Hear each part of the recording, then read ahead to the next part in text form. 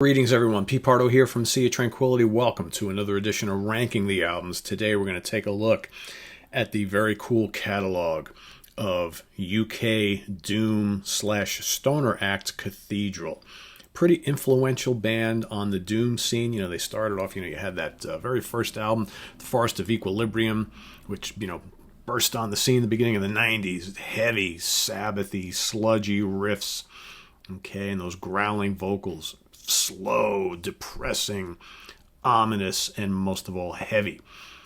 And they worked their way all the way through the 90s and the 2000s. It wasn't until 2013 with the release of the last Spire that the band decided to kind of call it quits on a very strong career filled with some really great albums. So I'm going to go on record right now and say that the Cathedral never released a bad album. They're all really good. Some of them are kind of similar, but they went through these periods of, doing the dark and evil, doomy stuff. They did lots of more kind of upbeat and groovy stoner rock, stoner metal, as well as adding some psychedelic elements to their music as well. So pretty cool catalog. Also dabbled in a little bit of prog here and there, a little progressive rock too on some of their albums. But I think all of their albums have a lot to recommend, quite a lot to recommend actually. And man, Mr. Jennings, the master of the riff, Lee Dorman, the master of unique vocal stylings, right? Definitely a different sounding band. It's like other than the heavy riffage, they never. I know Black Sabbath was a huge influence, probably Trouble and St. Vitus as well. But man, they had their own sound, which is really, really quite cool and unique. So let's get started here. So again, we got 10 studio albums.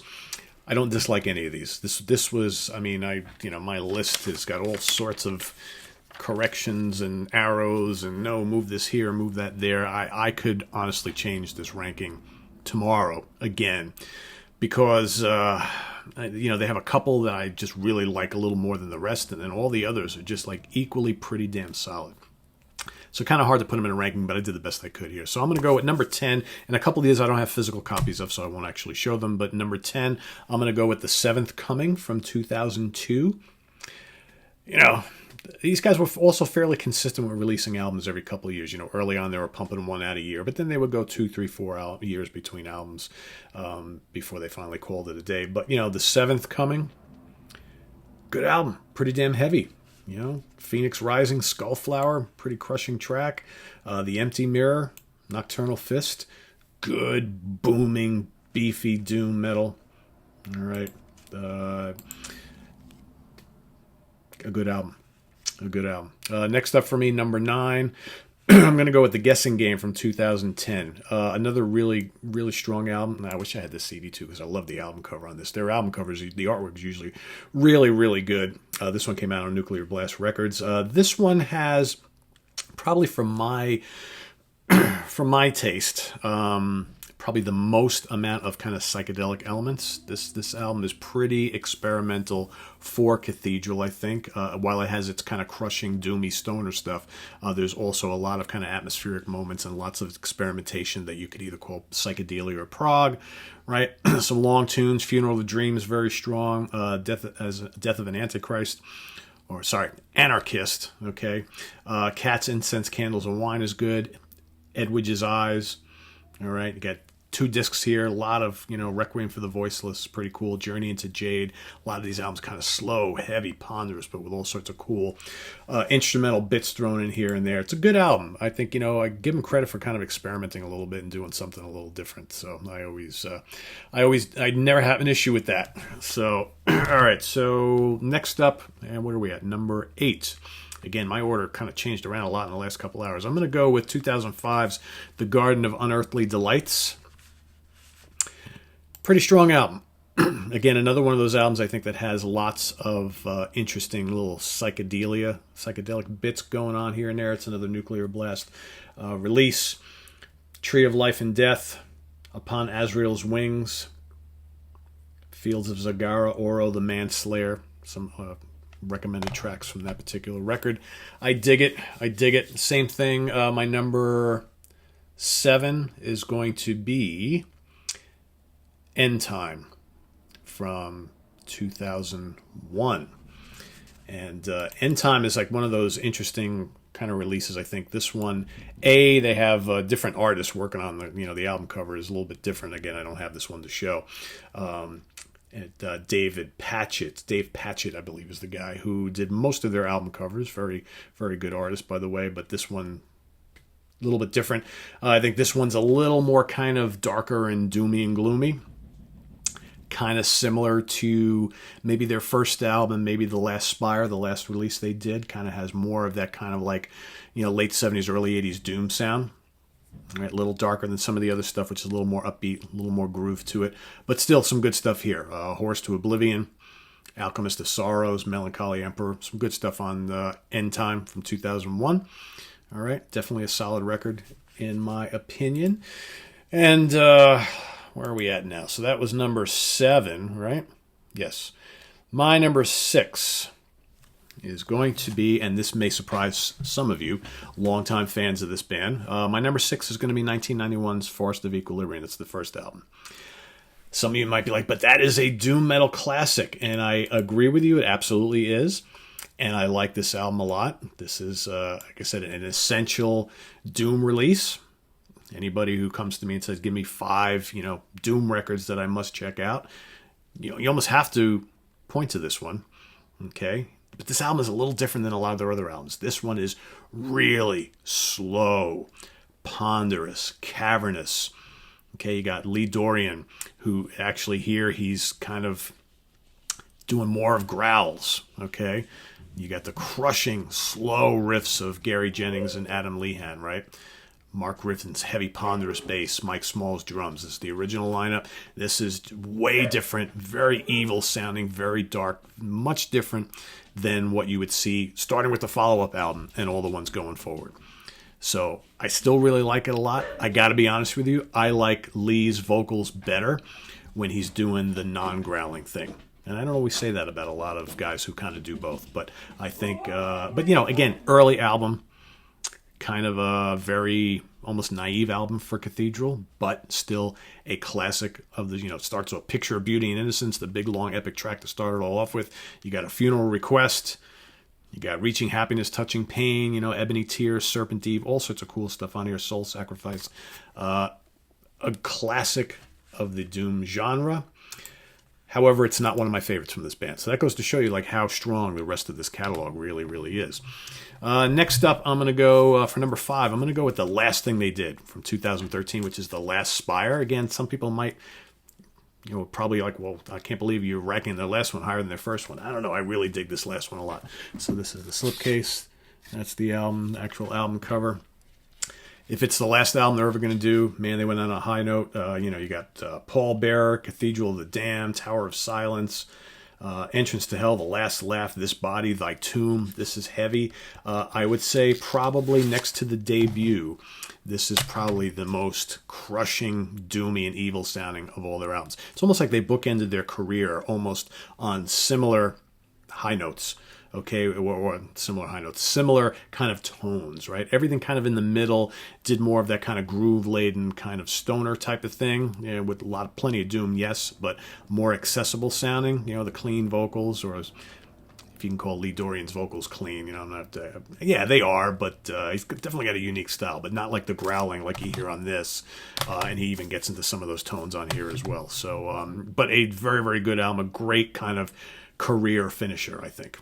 Okay, so next up, we're going to go with 1998's Caravan Beyond Redemption. For me, my top 4 are just absolutely amazing, amazing records. Amazing records filled with some massive riffs. Gary Jennings, man, deserves so much credit. He's such a riff meister. And this was their 5th album overall, again released in 1998. By this point in time, Gary's the only guitar player in the band. You got Lee Dorian, obviously, on vocals, Leo Smee on bass, and Brian Dixon on drums for this album. Andy Sneap actually produced this record. It's got a massive, massive production going on here. I mean, these guitar riffs are just like absolutely out of control, huge. Voodoo Fire. Okay, the song Freedom just absolutely kicks ass. I mean, I love, the occasional use of the wah-wah and just kind of like a little bit of there's almost at times in some of these middle period albums, or early middle period albums, where it's almost like this little kind of funky element to these big doomy stoner riffs. I know that kind of sounds weird, but there's just so much groove to this music. Okay, Earth Messiah, Revolution. All right, you got Dust of Paradise, the big epic track to finish it all off. Voodoo Fire, The Unnatural World, just a really, really good album. And again, gotta love the artwork to these. Really gotta love them. All right, next up, number 3. Again, my number 3 and my number 4, I was like, the top 4 are just kind of really difficult for me because I dig them all really well. Supernatural Birth Machine from 1996. Again, cool cover, all right? Cool cover there. Even the back cover, pretty damn good. These guys are early on, were a big part of the Earache record label. All right. Supernatural Birth Machine, another one of those kind of, and if you might have had a different cover on yours. I think the original cover just had a picture of the band on the front, if I'm not mistaken, or maybe the reissues. I can't remember. Didn't buy this when it first came out. I got these later on, but this is the kind of the album cover that most people know it by now. Some really great stuff on here. Cyclops Revolution, Birth Machine 2000, Urko's Conquest, right? Stained Glass Horizon, Fireball Demon, Magnetic Hole. Lots of good stuff on here. Again, massive riffage from Mr. Jennings. I can't stress that enough. All right, my top 2. I think many people might actually rank my number 2 as their number 1. I think, for most people, I think my top 2 and Forest of Equilibrium are going to be probably the general consensus picks here amongst the top couple. And I, can't argue with that at all. I went back and forth between my 1 and my 2. I picked my number 1 in its spot because there's a couple of tracks on there that are just like, for me, like the best shit that Cathedral's ever done. So I had to kind of elevate that. But I think for a lot of people, the Carnival Bazaar from 1995 is actually is a good guess, might be folks' favorite. Again, that pretty cool artwork. Great stuff on here. Really, really good stuff on here. You've got The Amazing Vampire Sun. You got Hopkins, The Witchfinder General, which is just an incredible song. Utopian Blaster, Night of the Seagulls. Title track, Inertia's Cave, Blue Light, Palace of Fallen Majesty. Unbelievable. One of the things that you often hear about Cathedral is the throbbing nature of the bass, okay, and the huge riffs and the pounding drums, all right, and those totally weird but very effective Lee Dorian vocals. All right, so that's my number 2. My number 3, like I said, there's a couple tracks on here that just automatically move it to my number 1. I'm talking about 1993's The Ethereal Mirror. Again, there's been few different cover variations on this particular album. This is the later on reissue. Okay, this is their second album.